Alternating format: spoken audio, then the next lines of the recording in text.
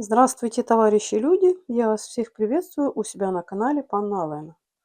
Сегодня в планах на обед у меня грибной суп сырный или сырный с грибами, как будет угодно. Морковку почистим, натрем на терочке.